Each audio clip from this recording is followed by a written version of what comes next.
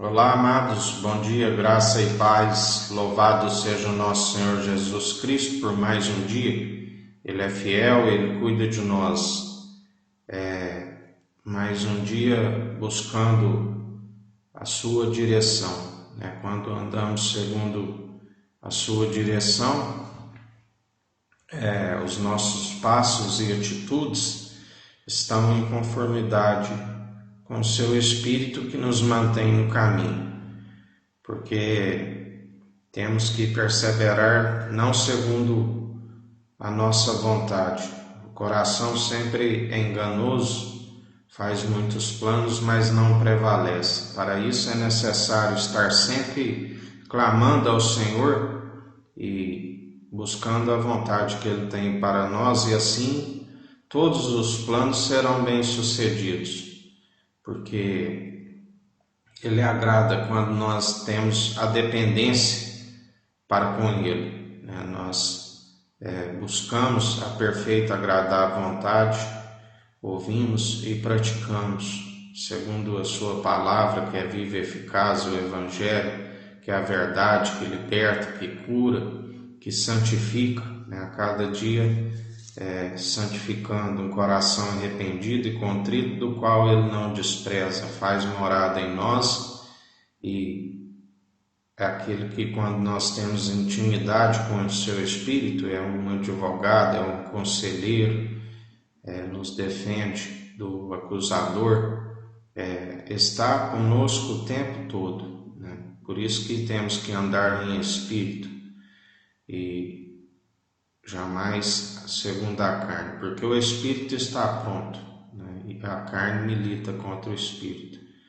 E tem que diminuir a carne e que ele cresça em nós. No livro de Tiago diz que toda pessoa deve estar pronta para ouvir, mas tardio para falar e lento para se irar. Nós temos que ter esse princípio em mente. Aquele que tem a mente de Cristo, ele nos ensina que nós temos de perseverar nas virtudes, na mansidão, na longanimidade, no domínio próprio, no amor, conforme opera os dons, e perseverar. Ontem ele nos disse, para que a gente jamais pode estar juntamente com aqueles que se corrompem, porque pode ser uma influência e não é uma boa influência, é uma má influência. Nós devemos sim estar anunciando a verdade àqueles que estão com o coração contrito e arrependido, pronto para receber a semente que é a palavra. Mas aqueles que ainda não têm o coração preparado, o que nós temos que fazer é orar para que eles venham se arrepender, para que o Espírito comunique ao seu pneuma, ao seu fôlego de vida, e eles tenham o desejo de se arrepender dos seus maus caminhos e buscar a palavra. Aí é o momento de entrar com a semente em seu coração, porque vai prosperar.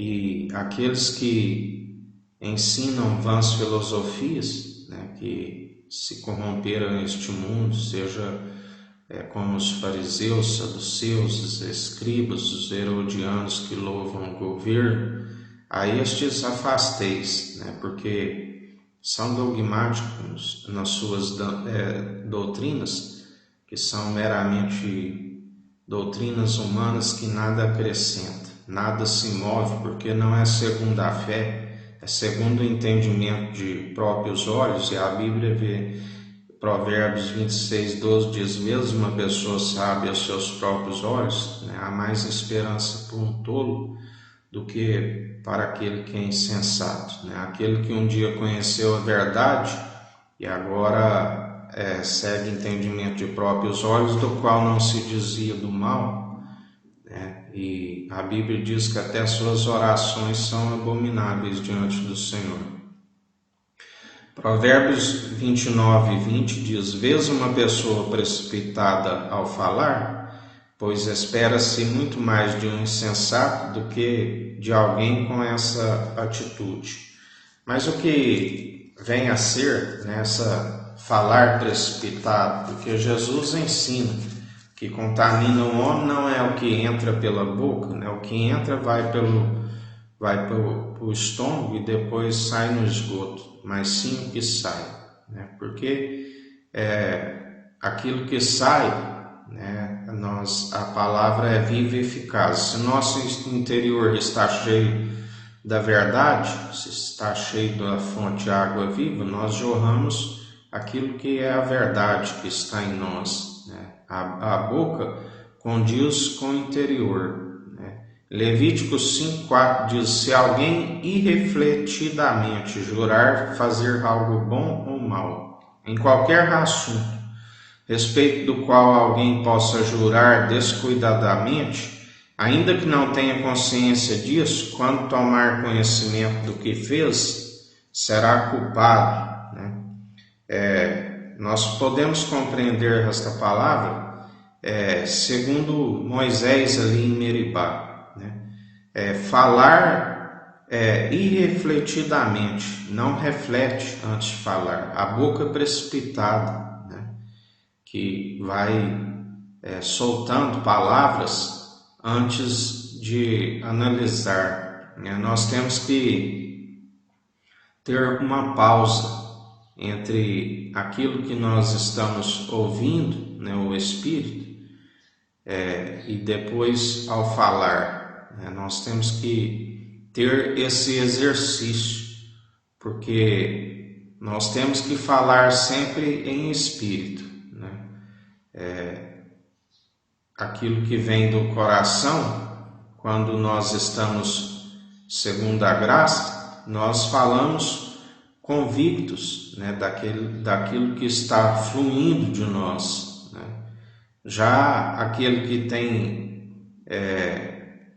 o espírito do erro, o espírito mundano, ele não faz essa análise, e a sua palavra é uma palavra vã, né? Porque não vem acompanhado do poder e da autoridade. A palavra destituída da sabedoria do alto é a palavra que não tem o acompanhamento do poder e da autoridade. A Bíblia diz que ali quando Pedro, ali após os discípulos, após receberem o poder, revestidos do poder da autoridade de Cristo em Pentecostes, aquele povo ficava admirado, porque eles eram homens pescadores, homens simples, que não tinham estudo, né? E eles ficavam admirados da pregação com poder, com autoridade, né? Em Salmos 106, versículo 33 diz: sendo rebeldes contra o Espírito de Deus, induziram Moisés a falar sem refletir, né?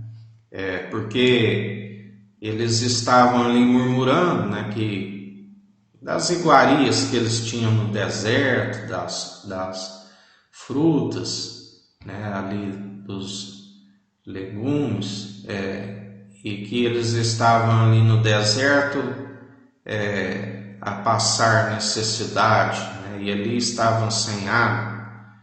E Arão e Moisés vai e se prostra diante do Senhor, e o Senhor disse da outra forma, eles tinham ferido a rocha, né, com o cajado 2 vezes e jorrou água. E agora o Senhor lhes disse que era para fazer segundo a sua palavra, né? Falai a rocha, né? E a rocha jorrará água. E Moisés, sem refletir, irrefletidamente, né? Ele diz: será que teremos que fazer jorrar água dessa rocha para vós? Né? Ou seja, ele tomou o lugar, né, do próprio Deus. porque a capacidade daquele cajado, né, que vinha é a autoridade do Senhor, né? E ele disse: será que é necessário que nós façamos jorrar água desta rocha? Além dele falar sem refletir ali, porque ele estava direcionando aquele povo em nome do Senhor, né? E em um momento ali sem refletir, ele tomou a própria autoridade para si, né? E além de falar erroneamente, sem refletir, ele ainda feriu a rocha novamente com o cajado, e era para falar a rocha para que ela brotasse a água, né? E aonde Jesus está nos falando hoje, que mesmo que alguém fale sem refletir, né, e fazer algo, ali houve uma consequência. Deus depois veio a esclarecer a ele o que ele havia feito, e ali houve uma condenação. Aquele povo não herdou, né, a terra que haveria de herdar. O próprio Moisés viu de longe, né? Foi um infortúnio, né, Moisés. O povo o induziu. Por isso que Jesus está nos falando que jamais nós devemos falar sem refletir, né? Porque nós, ainda que falamos, nós seremos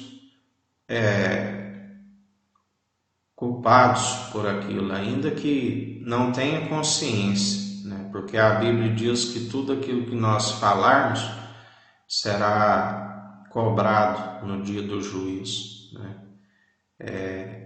Por isso que Jesus está nos falando, o melhor é a gente continuar se consagrando a Ele, apartando daqueles que andam nas trevas, porque não há comunhão, é o jugo desigual, né? Alguns há dois jugos, né? Um é do opressor e o outro é do libertador, né? Não há comunhão.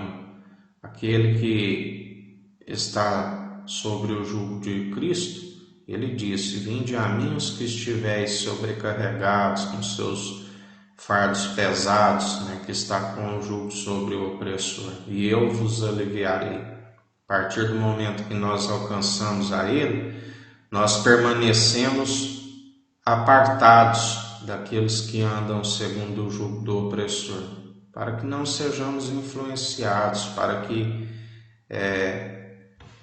não venhamos a agir de maneira precipitada, né? Ao falar, as atitudes, a gente tem que sempre buscar a direção do Espírito Santo, porque se acaba sendo influenciado, né, por aqueles que, como ele nos disse ontem, toda vez que estão presos na lei, toda vez que lê Moisés, o véu é colocado, a mente é cauterizada, não se tem a revelação de Cristo, né? Não se alcança a revelação de Cristo se não for por Ele que revela o Deus vivo, né? O véu é rasgado, mas aqueles que estão presos na lei estão sempre envolvidos em brigas, em dissensões, amam o pecado, está sob a influência do pecado, o poder do pecado, porque por Moisés foi levantada a serpente, né? E já pelo Filho do Homem foi levantado e rasgado o véu, né? A lei que foi perfeita, nota-se que Moisés, a Bíblia diz que a sua face brilhava, né? Resplandecia, porque ele recebeu o Espírito vivificante. Já o povo recebeu os mandamentos num coração de pedra, que simboliza aquelas pedras, né? E com a murmuração, com a influência daquele povo, Moisés foi desvanecendo a sabedoria que nele estava, né? De tanto aquele povo influenciar. A Bíblia diz que quando eles saíram do Egito, ali, o vulgo estava no meio deles, né? Embora eles passaram ali naquele batismo de água ali no mar, os estrangeiros os influenciavam, né, a respeito. O tentador, né, os tentava e eles não conseguiam vencer, né? Foram tentados pelo próprio estômago, né? Nem só de pão viverá o homem, mas de toda palavra que procede da boca de Deus.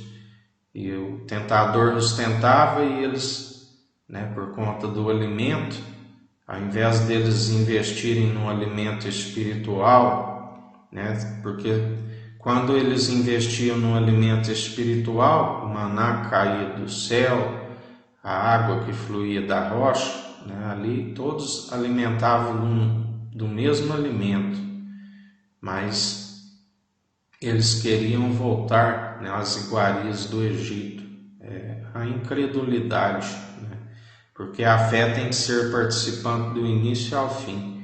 Eles viram ali a mão poderosa do Senhor os livrando daqueles egípcios, né, quando o povo hebreu atravessou em seco e depois as águas fecharam sobre os inimigos, né, e mesmo assim depois os feitos já não eram grandiosos diante deles. Eles faziam como fizeram aqueles ídolos, o bezerro de ouro, né? Abandonavam o Senhor e acabava trazendo ira, né? Porque o Senhor cuidava deles e eles viviam em rebelião com o Senhor.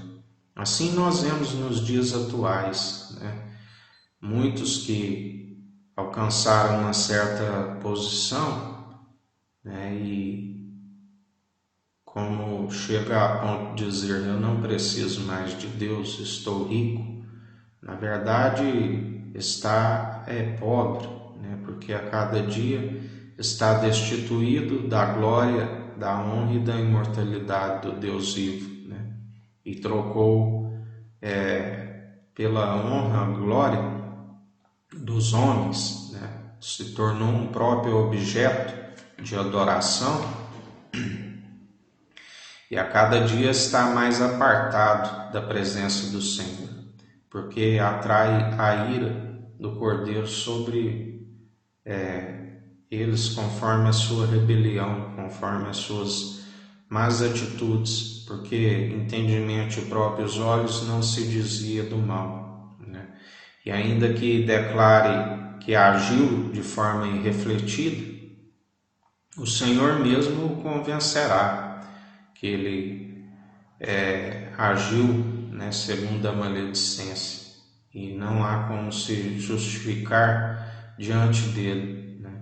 Fazer como Adão e Eva, né, quando pergunta a Adão e ele diz, foste esta que me deste como companheiro, né? E assim como Eva foi a serpente, né?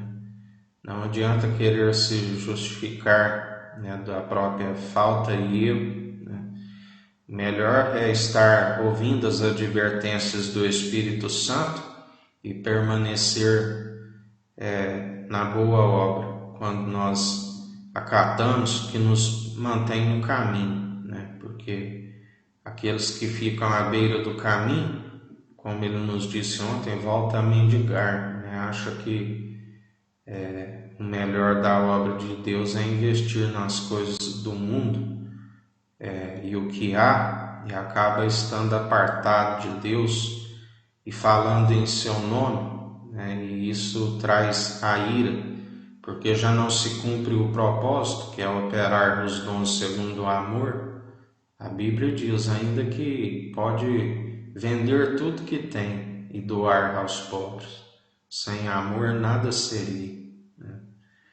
E em mais um dia que a gente permaneça na sua verdade, né? Reconhecendo que somos falhos, pecadores, que por mais que nós vigiamos, nós dependemos a todo momento de ouvir o seu Espírito, e ainda que tropece em algum ponto, ele é um advogado e um conselheiro, e ele nos permanece de pé, com coração, alma e corpo, né?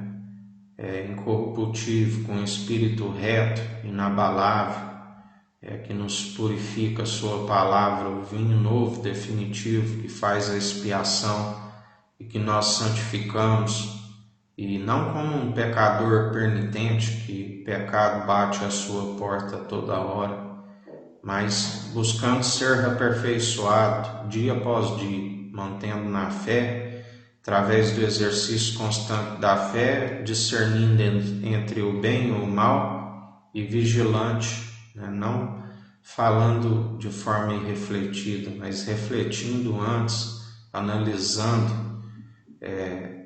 Assim nós devemos proceder, porque os dias são maus, apostasia, esfriamento, né? E nós temos visto muitas sepulturas abertas, né?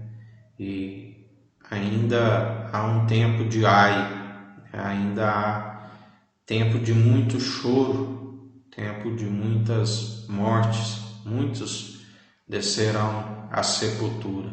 Assim diz o Senhor, que o Eterno nos abençoe e nos guarde, brilhe o Eterno sua face sobre nós, erga o Eterno sua face sobre nós e nos dirija. Aqui é o irmão Fábio Gomes, Deus te abençoe.